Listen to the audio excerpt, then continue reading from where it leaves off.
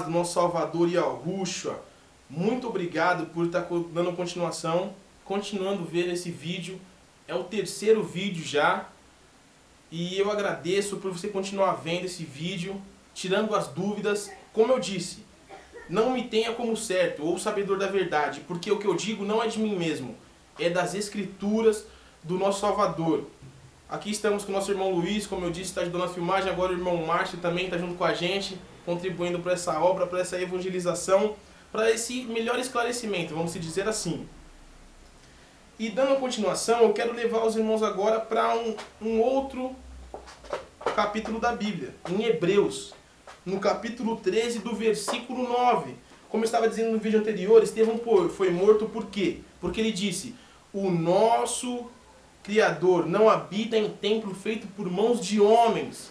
Em momento algum ele mandou que construíssem um templo, porém, construíram. Porque o nosso Salvador dá o livre-arbítrio para que você faça o que você quiser. Você pode fazer o que você quiser. Hoje vemos a violência que acontece, as mortes que acontecem. Deus impede? Não. Porque Ele te deu o livre-arbítrio para você fazer o que você quiser.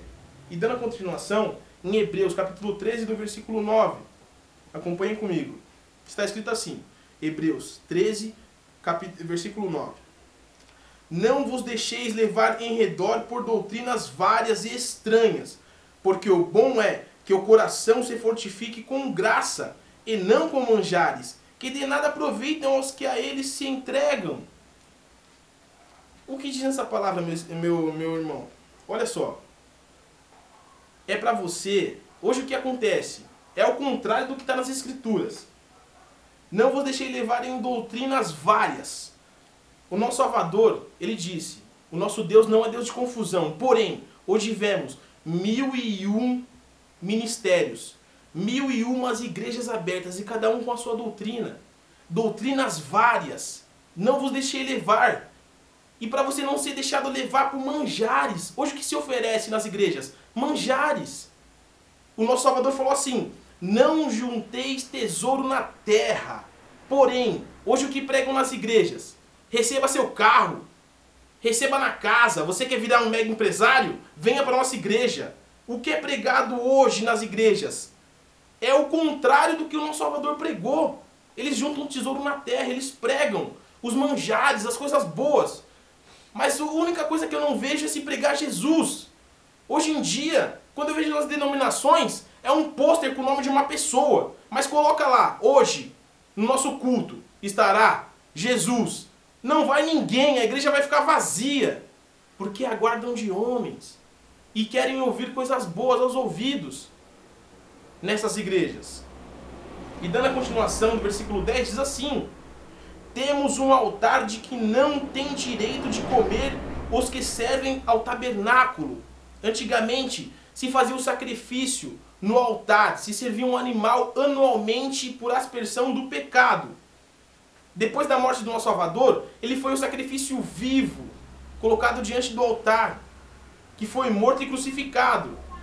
E aqui na Escritura diz que não é digno de adorar esse sacrifício diante do altar, que é o nosso Salvador, Jesus. Não é digno quem serve ao tabernáculo.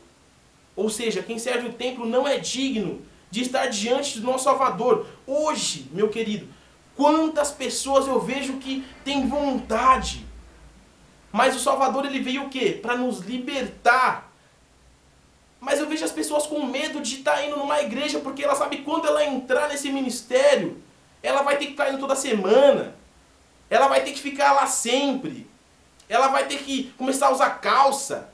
Vai ter que começar a usar camisa. Vai começar, não pode ter bigode, não pode ter isso, não pode ter aquilo, com doutrina de homens que não influenciam em nada na tua espiritualidade, no teu amor a Deus. Nosso Salvador veio para nos libertar, não para nos prender nos ministérios e nas doutrinas feitas pelos homens. Fuja disso, meu amado. Não sou eu que estou dizendo, mas as Escrituras. Ele falou, como eu disse no início: ide, anunciai o Evangelho, vai na casa do pobre, da viúva, do necessitado. Ele não falou vinde. Ele falou para todo mundo ir e pregar. Todo mundo está se ajuntando num lugar só. Está errado. Não é isso que ele mandou. Tá certo? Nunca ele falou que era para se criar templos ou tabernáculos. Não, ele falou, eu não habito em templo feito por mãos de homens. Porém, as pessoas têm ido no templo. E elas são construídas por mãos de homens. E ele falou que lá ele não habita. Ou você acha que isso tudo aqui é mentira? Agora vai de você. Se você quiser continuar indo no templo, servindo ao templo, as escrituras dizem que não. A bateria está quase acabando, meus irmãos. Eu vou correr um pouquinho aqui para estar finalizando, para que você entenda melhor. Agora você pergunta, como é a adoração? Quem é o templo então? Vamos lá, eu quero que você acompanhe comigo. 1 Coríntios, capítulo 3, do versículo 16. 1 Coríntios, capítulo 3, versículo 16. Está escrito assim: não sabeis vós que sois o templo de Deus e que o Espírito Santo habita em vós? Vocês são o templo de Deus. Vocês, somente vocês. No livro de Ageu, que está no capítulo 2, do versículo 9, diz assim: Ageu profetizou dizendo, olha, em breve vem o nosso desejado, o Salvador. E a glória da segunda casa seria maior do que a primeira. Qual é essa segunda casa? A primeira era um templo. Era um tabernáculo feito, onde tinha um santo dos santos, onde se espargia o pecado. E hoje? Hoje, qual que é a segunda casa? A glória seria maior. Por quê? Porque essa casa não é construída por mãos de homens, mas construída por Deus. A casa é aqui, é você, meu querido.